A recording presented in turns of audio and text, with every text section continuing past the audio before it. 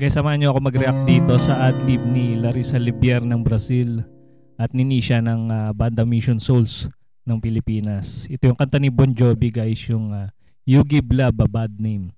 Ayan, tignan natin kung gaano sila kagaling dito.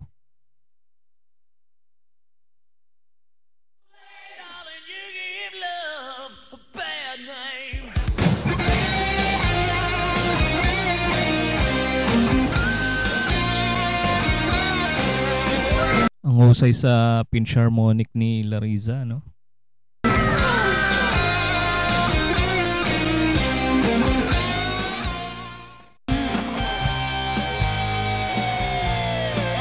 Ito yung second part.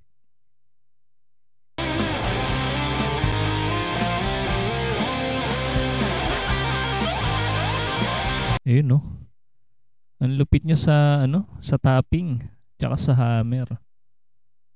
Ganda rin ng gitarang gamit niya dito.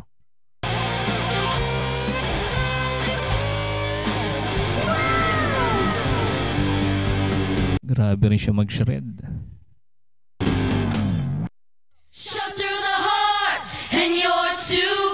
Ito naman yung version ng banda Mission Souls. Si Nisha, guys, yung lead guitar nila dito. Darling, you give love a bad name.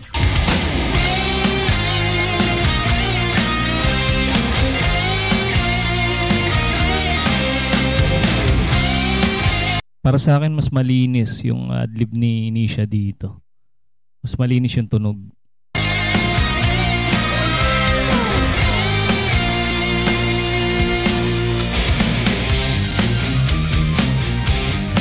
Kagandahan lang dito, full band sila eh. Talagang makikita mo lahat, pati sila eh puro talented.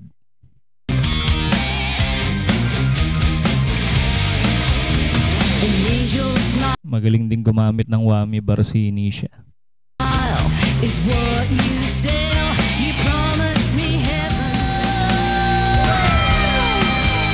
Ito na yung second part. Magaling din sa pinch harmonic si Nisha.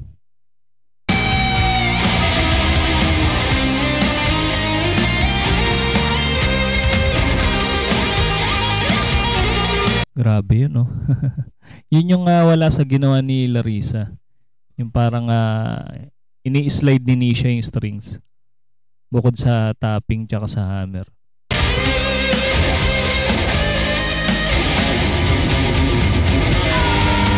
Magaling din siya sa shredding.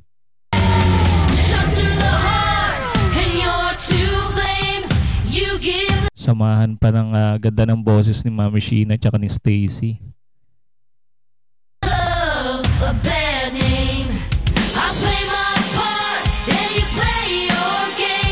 Ang lupit pa pumalo ni Ice, no? Pati si Daddy Second, malupit din sa bass.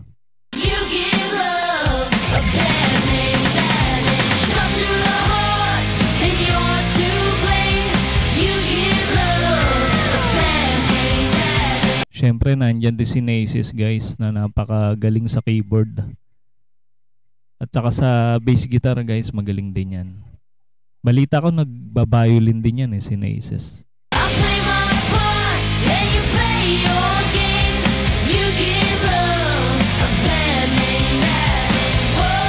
Sa mga hindi pa nakapanood ng full version nito, guys, hanapin nyo lang sa channel ng bandang Mission Souls.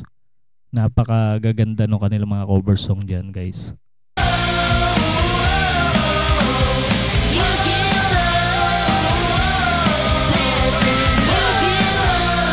Ganda ng harmony nila.